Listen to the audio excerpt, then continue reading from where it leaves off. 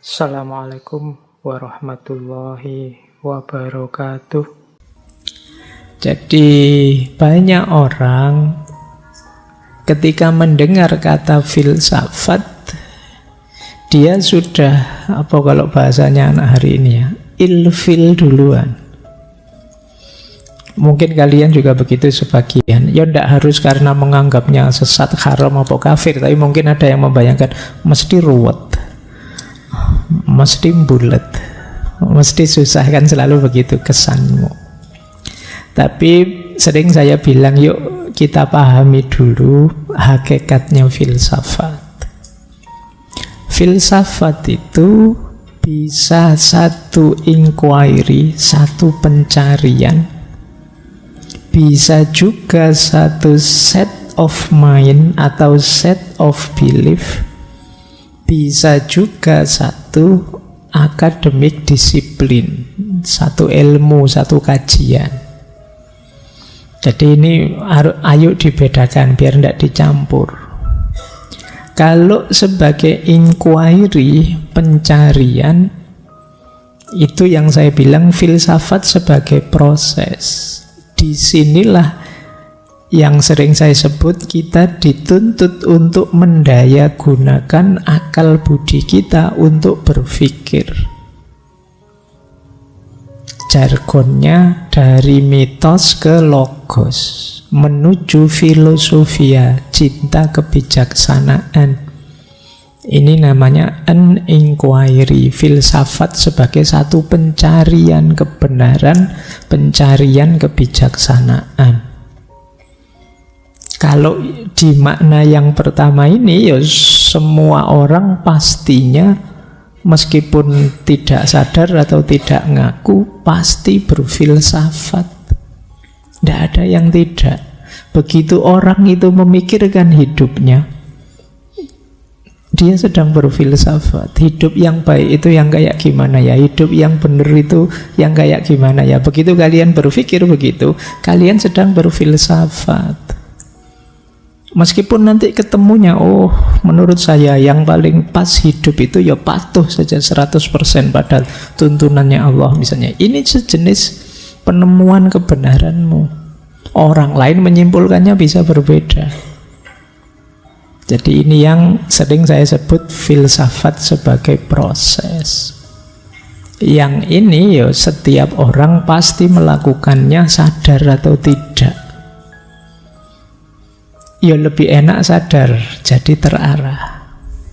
Meskipun kalau misalnya kalian tidak senang dengan kata filsafat, ya monggo saja kamu pakai istilah berpikir kah, merenung kah, berefleksi kah, kontemplasi, monggo saja yang kalian cocok. Jadi makanya dulu di pertemuan awal saya sebut orang tidak suka filsafat, tidak masalah. Tapi kalau tidak mau berpikir, berhenti dia jadi manusia. Karena penciri utamanya manusia itu berpikir. Baik, yang kedua, filsafat juga kadang diartikan a set of mind atau belief. Kalau yang kedua ini, kalau di bahasa Indonesia mungkin kita sering pakai istilah filosofi. Setiap orang punya set of mind, punya filosofi-filosofi hidup yang dia yakini. Saya punya, kalian punya, Nietzsche punya, Aristoteles punya, Al-Farabi punya, Ibn Rus punya. Dan memang tidak harus sama. Setiap orang punya set of mind atau set of belief yang beda-beda. Kalian boleh tidak setuju dengan set of beliefnya temanmu, set of beliefnya filosof ini, filosof itu tidak masalah. Menurut saya Pak, filosof yang itu kalau dari pandangan agama saya, dia itu sudah kafir, murtad, tidak masalah. Jadi ini yang sering saya sebut, ini produk pemikiran filsafat yang setiap orang mungkin mindsetnya beda-beda, temuan kebenarannya beda-beda. Dan memang tidak harus kamu setujui.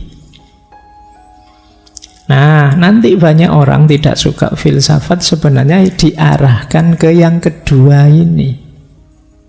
Set of mind atau set of belief. Ya tentu saja di situ isinya beragam. Ada yang sangat ateistik, ada yang sangat religius, bahkan banyak juga yang sangat spiritual. Kalau dikalkulasi sebenarnya jauh lebih banyak para filosof itu yang teistik dibandingkan ateistik. Kalau mau bikin kuantitatif loh, tapi kan setiap mindset ya monggo saja. Jadi kalian bahkan boleh, saya tidak setuju semuanya Pak, saya ingin mencari sendiri, monggo saja. Jadi kalau di level yang kedua ini, kalian boleh setuju, boleh tidak setuju, silahkan. Dengan mindset yang mana? Saya suka Pak kalau cocok dengan akidah saya, yang tidak cocok saya tidak suka, tidak masalah. Tapi yo harus fair, harus diakui juga banyak pikiran-pikiran para filosof yang nyambung, cocok, sesuai dengan akidah. Itu yang kedua. Yang ketiga, ada filsafat itu yang sekarang diajarkan di kampus-kampus, di dunia akademik, termasuk mungkin di ngaji filsafat ini. Ini filsafat sebagai akademik disiplin. Kalau ini sebagai ilmu, sebagai teori, bahan pertimbanganmu untuk melakukan inquiry. Kamu baca Nietzsche, kamu baca Sartre, kamu baca Imam Ghazali, kamu membaca Al-Farabi, monggo saja. Sebagai ilmu, untuk nambah wawasan. Biar ketika melakukan inquiry tadi, pencarian kebenaran, kamu luas wawasannya. Sehingga ketika melahirkan belief atau mindset atau set of mind, jadinya lebih komprehensif. Jadi ini positioningnya filsafat ya.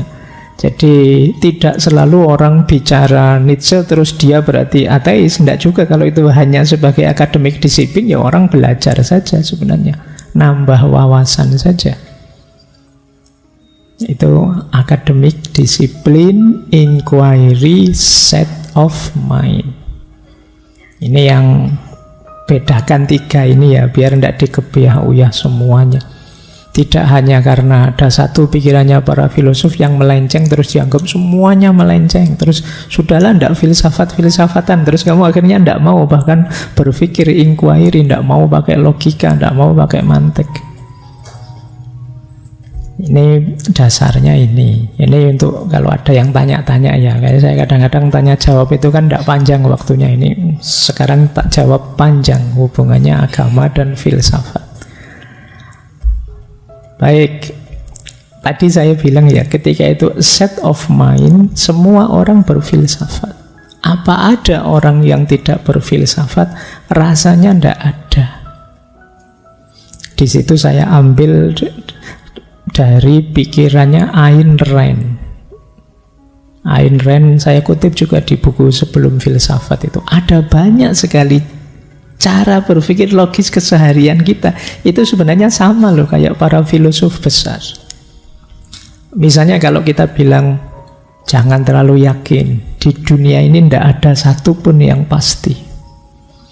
Yang punya kalimat ini dulu namanya David Hume. David Hume dengan filsafat empirismenya. Manusia itu sering kaget dengan fakta empiris yang sama sekali tidak sesuai dengan bayangannya. Maka tidak usah terlalu yakin tentang sesuatu. Keyakinan itu kan berarti mengeneralkan segala hal dengan satu teori. Tidak ada satupun di bawah matahari ini yang pasti. Ini kan filosofis sekali, tapi kalian pakai ini kan tidak sadar bahwa ini sangat filosofis. Jangan terlalu yakin, tidak ada sesuatu pun yang pasti. Makanya jangan galau kalau surveinya kok rendah, ya itu biasa saja. Oke, itu contohnya. Tahu? Baik, itu kan filosofis berarti kan juga. Yang kedua, Plato. Plato punya teori idea. Dia bilang begini, Kalau kalian mungkin pakai kalau teori, kenyataannya tidak akan sebagus itu. Itu persis kalimatnya Plato. Sesuatu itu ideal itu ya adanya di kepala. Dalam kenyataannya mesti ada kurangnya. Tidak pernah sempurna. Kesempurnaan itu adanya di alam ide. Maka kalau kalian bilang, ya ini mungkin bagus tapi kan teori, aslinya tidak akan seperfect itu. Itu Plato yang ngomong itu. Jadi kalau kalian kemarin tidak sadar ngomong ini, sebenarnya mungkin levelmu level Plato. Ya, kamu tidak sadar saja. Baik. Nah, atau kalian pakai kalimat ini. Kalau ini Agustinus Santo, itu buruk dilakukan, tapi kan kita ini manusia, tidak ada orang yang sempurna. Kita kan sering juga bilang kalau kita sedang salah apa gitu kan, kita alasannya ya kita manusia biasa Pak, tidak ada orang yang sempurna. Agustinus yang bilang itu. Atau William James pragmatis. Di antara jargonnya dia, ya mungkin itu benar bagimu, tapi tidak bagiku. Ya mungkin cocok bagimu, tapi bagi saya beda lah. Kan tiap orang bisa beda-beda. Nah, itu William James. Atau Immanuel Kant. Kalian mungkin sering seperti Immanuel Kant. Aku tidak bisa menjelaskannya, aku tidak bisa membuktikannya, tapi rasanya kok itu benar.